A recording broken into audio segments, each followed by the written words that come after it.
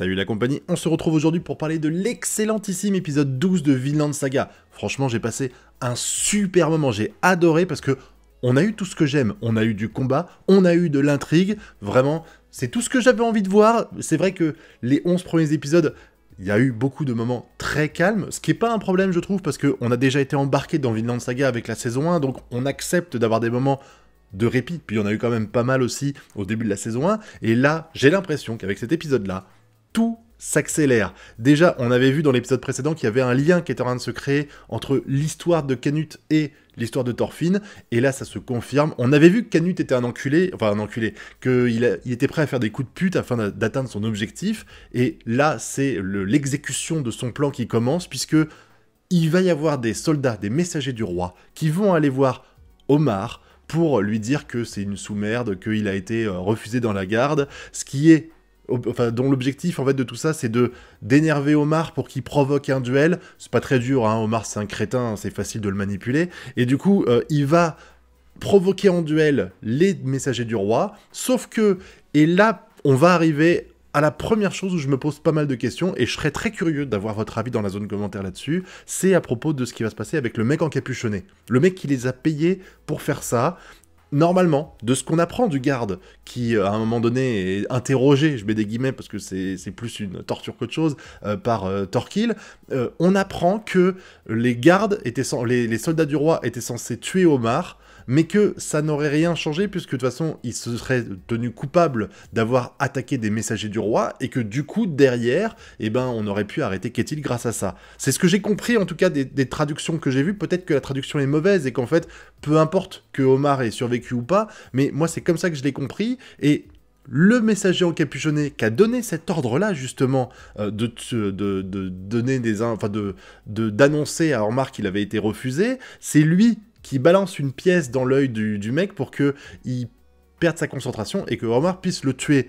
Donc, est-ce que c'est moi qui ai loupé un truc dans la traduction, ou est-ce qu'il y a quelque chose de caché là-dedans, genre des personnes qui veulent pas forcément que Canute arrive à ses fins et qui mettent un petit peu des bâtons dans les roues de son plan? Je ne sais pas. Franchement, j'attends que vous me donniez votre avis dans la zone commentaire. Alors, s'il vous plaît, le but, c'est pas que vous me spoilez la suite, mais juste d'avoir des petites théories là-dessus, savoir ce que vous avez pensé de ce passage-là, parce que c'est celui qui m'a le plus intrigué. C'est pourquoi il s'est passé ça, pourquoi le garde est surpris qu'Ormar est en vie, et pourquoi il dit qu'il fallait qu'Ormar meure. Enfin, on a compris pourquoi il devait mourir, mais pourquoi, justement, une des personnes qui a été mandatée pour le roi pour piéger Ormar et sa famille, pourquoi cette personne-là n'a pas suivi le plan à la lettre? Vraiment, ça m'intrigue beaucoup, et ça fait partie des choses que j'aime dans Vinland Saga. Les dessins sont magnifiques, on a pu voir encore des super couchers de soleil qu'il y a eu ici, et puis là, on a une intrigue qui commence à démarrer, un Thorkill qui, il pète la classe, ce mec. Franchement, là, il me faisait un peu chier au début, j'avoue, je trouvais qu'il était très arrogant quand il avait été voir son père, enfin sa famille,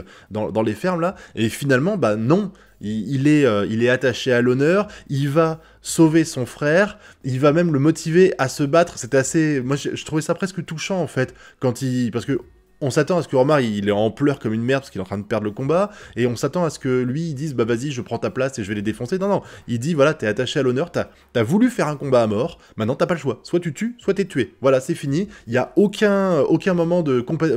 il y a pas de moment où il compatit pour lui, il y a pas de moment où il pleure en se disant que son frère va crever ici, il est à fond dedans, il dit non, t'y vas, tu tentes, t'as perdu ton honneur si jamais tu fuis le combat, tu dois aller jusqu'au bout, et puis après, quand il y a les autres qui participent, il y va. Bon, c'est rigolo, l'histoire quand il y a le daron qui arrive, j'aime bien, il est complètement estomaqué de ce qu'il voit. D'ailleurs, j'en profite, le combat qui a lieu là, putain, mais Thorkill, c'est une brute. Oh, c'est une brute, ce mec, mon dieu.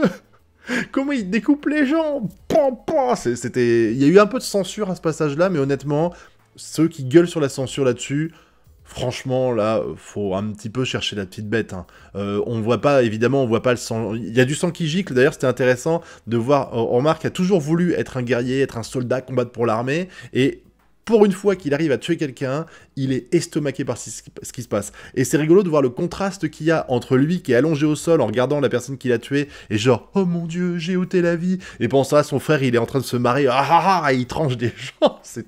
Moi, j'ai trouvé que c'était vraiment très intéressant le contraste. Et ça prouve encore une fois que ce mec-là était pas fait pour être guerrier. À quel moment il s'est dit qu'il était bon? Rien que quand il est dans la ferme, là, et qu'on lui demande de combattre, il a du mal, et on lui dit, bah vas-y, va tuer un esclave, ça compte pas, les esclaves, on s'en fout. il arrive même pas à faire ça. Comment tu veux qu'il devienne soldat? Et puis là, en plus, il a raté l'examen. Bon, déjà, on va pas reparler de ce qui s'est passé à l'épisode précédent, mais le coup en plein milieu de l'audience qu'a eu son père, sortir son épée et dire « Je vais vous prouver que je suis un bon soldat, intégrez-moi dans la garde », c'était déjà une grosse connerie, mais ce mec est tellement prévisible. En tout cas, grâce à Thorkil, on comprend qu'il y a un souci, parce que, en théorie, même si les duels sont pas autorisés, ils sont tolérés, c'est ce qu'on comprend ici. Et là, les gardes qui réagissent au quart de tour, qui arrivent et qui veulent arrêter tout le monde, il y a quelque chose qui cloche. Il y a forcément un truc qui cloche. Il tue tout le monde, bon, sous les yeux estomaqués de son père, et il va interroger le garde pour avoir le fin mot de l'histoire qu'on va apprendre. Et là où Ketil est abasourdi par cette nouvelle, parce qu'il dit « Mais mon Dieu, mais qu'est-ce que je fais pour faire du mal, enfin pour que le roi soit aussi mécontent de moi ?» On sait qu'en fait, il a rien contre lui, mais c'est juste qu'il veut récupérer ses terres pour se faire encore plus de blé. Sympa. C'est cool de voir l'autre côté, en fait.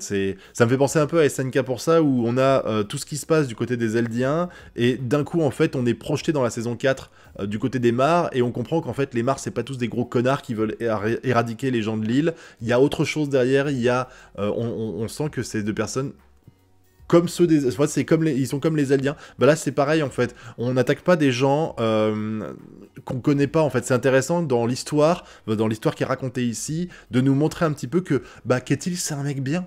Ketil, c'est un mec bien. Donc, en fait, ce que fait Canute, même si c'est pour le bien de son peuple, enfin, en tout cas, c'est sa vision du bien du peuple, eh ben, on est...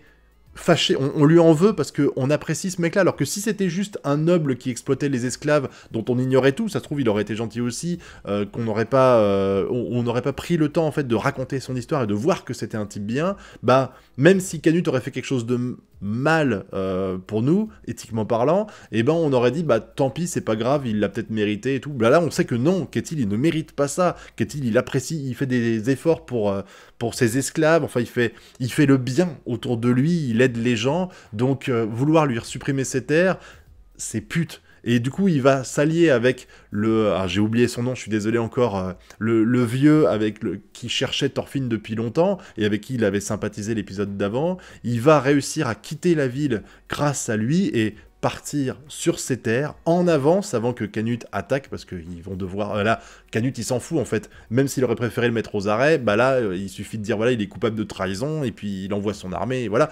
Une centaine de personnes, de ce que j'ai compris, qui vont être envoyées, et là... ça va être intéressant parce que déjà, il va y avoir les retrouvailles entre Thorfinn et le vieux. Ça me paraît évident que ça va avoir lieu. De toute façon, il lui a promis de lui acheter sa cargaison et de récupérer Thorfinn. Mais je pense que Thorfinn ne laissera pas faire. Parce que forcément, il est attaché. Ça fait quand même... je pense que ça fait des années qu'ils sont là, si je dis pas de conneries. Il est attaché à cette terre. Il apprécie Enar, qui lui veut s'installer ici aussi.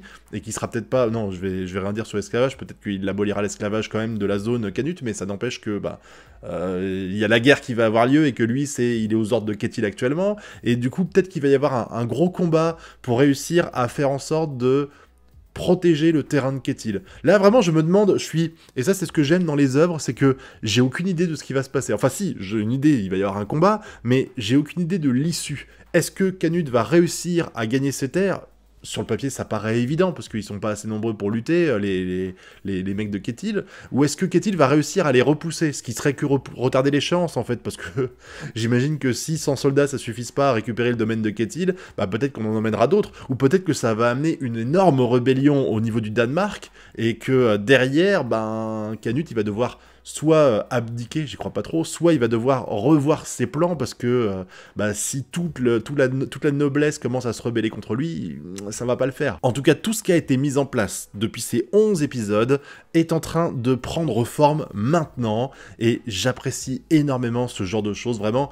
Encore une fois, très bon épisode qui lance véritablement l'action, pour moi en tout cas, hein, je vais pas dire que je serais déçu s'il n'y avait pas d'action au prochain épisode, mais j'avoue que là on est obligé de se préparer à la guerre. Ça paraît évident que c'est ce qui va arriver, je vois pas qu'est-il gagné sur le long terme, mais ça m'intéresse vraiment de plus en plus. J'avais déjà apprécié les 11 épisodes précédents, mais là on est vraiment en train de rentrer dans le vif du sujet, on va arriver au moment où je pense que ça va être le climax de cet arc-là, peut-être, ou je me trompe, hein, mais... j'ai hâte de voir la suite, vivement lundi prochain pour que je découvre pas l'issue, parce qu'à mon avis le combat va pas se finir dès la semaine prochaine, mais en tout cas que je vois la suite de ça, parce que je suis vraiment overhypé, c'est un truc de fou, vraiment Vinland Saga c'est exceptionnel, et j'attends que vous me donniez votre avis sur tout ça dans la zone commentaire, puis vous connaissez la chanson, le pouce bleu, l'abonnement et le partage, nous on se retrouve très bientôt pour de prochaines vidéos. Tchuss.